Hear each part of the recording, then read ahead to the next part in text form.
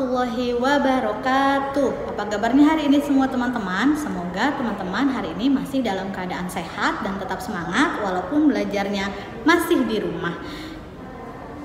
Oke, hari ini kita akan belajar mengenai tema 1, subtema 1, pembelajaran 5 dan pembelajaran 6. Teman-teman simak videonya baik-baik ya. Nah, sebelum kita mulai pembelajaran hari ini, kita berdoa bersama-sama dulu ya. Tujuan pembelajaran hari ini, teman-teman bisa simak pada slide yang sudah Miss Ari tampilkan. Materi yang akan kita pelajari hari ini, yang pertama adalah kehidupan sosial dan budaya masyarakat ASEAN, karya kerajinan patung, dan membuat pertanyaan dari kosakata baru yang kalian temukan dalam teks. Dan yang terakhir adalah teman-teman akan mengerjakan tugas yang sudah disiapkan. Nah, seperti yang sudah kita pelajari pada pembelajaran pertama waktu itu, bahwa ada 9 negara yang termasuk ke dalam negara ASEAN, yaitu Singapura, Malaysia, Filipina, Thailand, Brunei Darussalam, Vietnam, Myanmar, Laos, dan Kamboja. Nah, ke-9 negara tersebut dapat memiliki kesamaan dalam kehidupan sosial dan budaya. Yuk kita cari tahu sama-sama. Nah, kita masuk ke dalam materi yang pertama ya, yaitu kehidupan sosial dan budaya masyarakat ASEAN. Yang pertama adalah Singapura. Jumlah penduduk di Singapura pada tahun 2015 kurang lebih 5,5 juta jiwa. Penduduk yang mendiami negara Singapura, Cina, Melayu, dan India. Agama mayoritas adalah Buddha. Kemudian budaya yang ada pada Singapura, campuran budaya Britania, Melayu, Cina, India, dan peranakan. Masakan pada Singapura yaitu percampuran budaya Britania, Cina, India, Melayu, Tamil, dan Indonesia.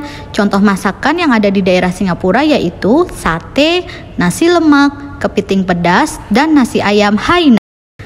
Berikutnya adalah Malaysia. Jumlah penduduk pada tahun 2015 adalah 30,8 juta jiwa.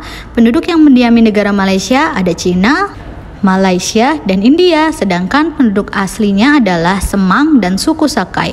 Agama pada Malaysia mayoritas adalah Islam, sedangkan budaya yang ada pada negara Malaysia antara lain Melayu, Tionghoa, India, dan Kadazan Dusun. Contoh masakannya adalah nasi lemak. Yang ketiga adalah Filipina. Jumlah penduduk pada tahun 2015 adalah 103 juta jiwa, sedangkan penduduk asli negara Filipina adalah suku Aita atau Negrito, dan agama yang mayoritas adalah Katolik Roma. Budaya pada negara Filipina yang pertama adalah suku Melayu, Cina, dan Spanyol. Dan mayoritas penduduknya menetap di Pulau Luzon dan Mindanao.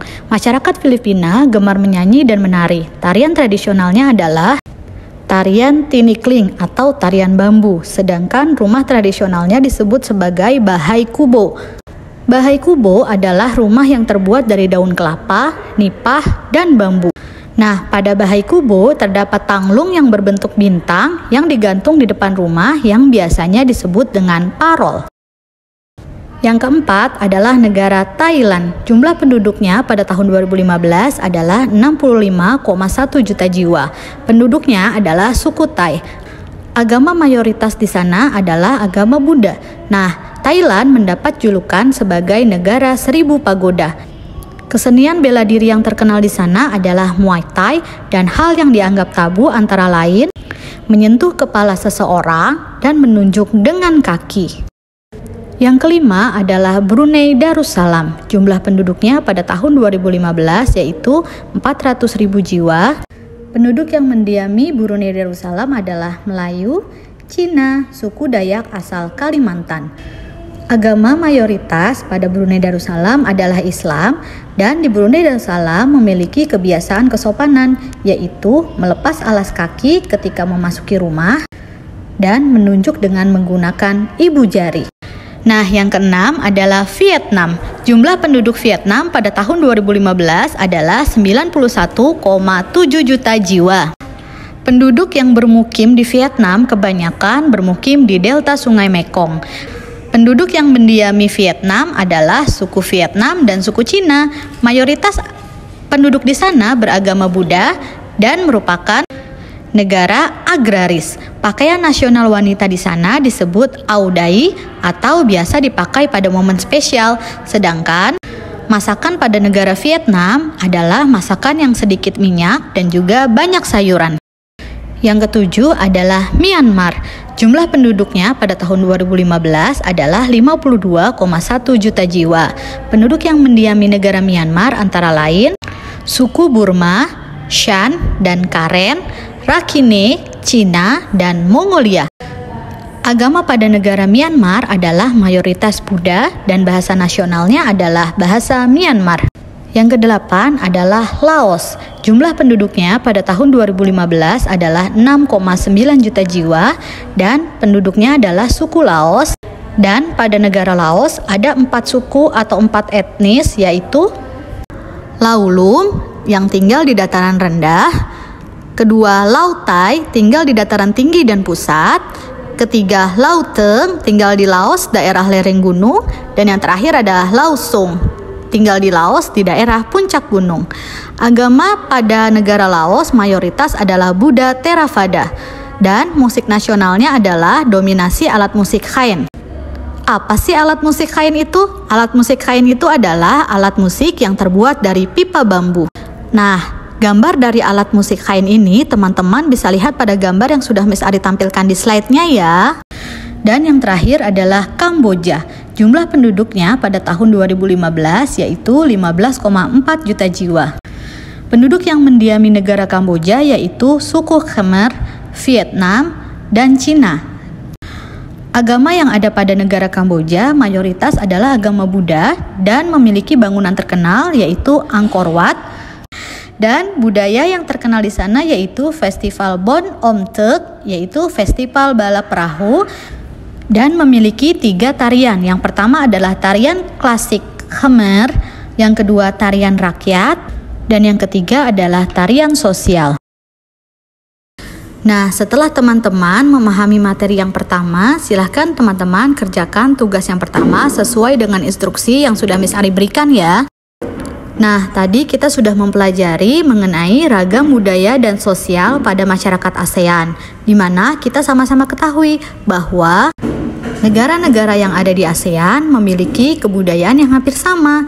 Nah, contoh dari kebudayaannya adalah mengenai karya kerajinan, di mana karya kerajinan yang sama antara lain adalah patung. Nah, apa sih yang dimaksud dengan karya kerajinan patung? Karya kerajinan patung dapat dibuat dari bahan lunak seperti tanah liat dan juga plastisin, atau dapat pula dibuat dari bahan yang keras seperti batu dan kayu. Ada 4 teknik yang dapat digunakan dalam membuat patung. Yang pertama adalah teknik membutsir, kedua teknik memahat, ketiga teknik mencetak, dan yang terakhir adalah teknik konstruksi. Kita masuk ke dalam teknik yang pertama yuk. Yang pertama adalah teknik membutsir. Teknik membutsir yaitu teknik memijit, menambah, dan mengurangi bahan yang dibentuk dengan bantuan alat butsir dan juga meja putar. Biasanya teknik ini dipakai pada patung yang dibuat dari tanah liat. Yang kedua yaitu teknik memahat. Teknik memahat dilakukan dengan mengurangi bahan. Teknik memahat biasanya dilakukan pada patung yang menggunakan bahan dari kayu atau batu. Alat yang digunakan adalah pahat dari besi. Yang ketiga adalah teknik mencetak. Teknik mencetak dilakukan dengan menggunakan alat cetak. Alat cetak dibagi menjadi 2, yaitu alat cetak tekan dan juga alat cetak tuang atau cor. Gambarnya bisa teman-teman lihat pada slide yang sudah Miss Ari tampilkan ya. Yang keempat yaitu teknik konstruksi. Teknik konstruksi yaitu cara membuat patung dengan cara menyusun bahannya, baik dengan kerangka maupun tanpa kerangka. Nah, tugas teman-teman selanjutnya yaitu buatlah sebuah patung dengan bahan lunak berupa plastisin atau lilin mainan.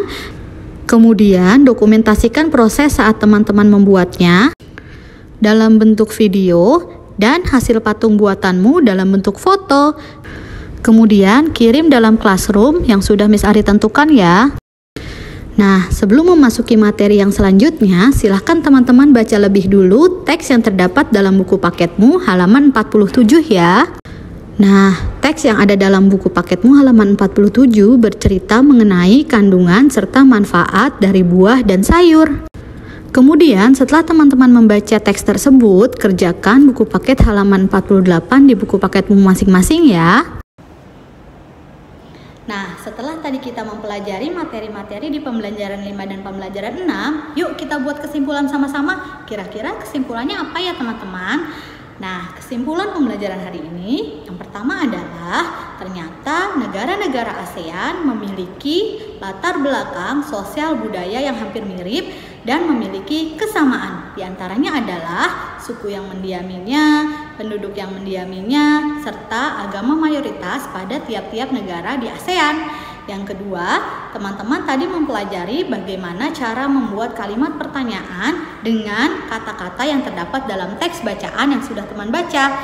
Dan yang ketiga adalah teknik-teknik dalam membuat patung, itu ada 4. Yang pertama teknik membutsir, yang kedua teknik memahat, yang ketiga teknik mencetak, dan yang keempat adalah teknik konstruksi. Nah, sampai bertemu di pembelajaran berikutnya. Wassalamualaikum warahmatullahi wabarakatuh.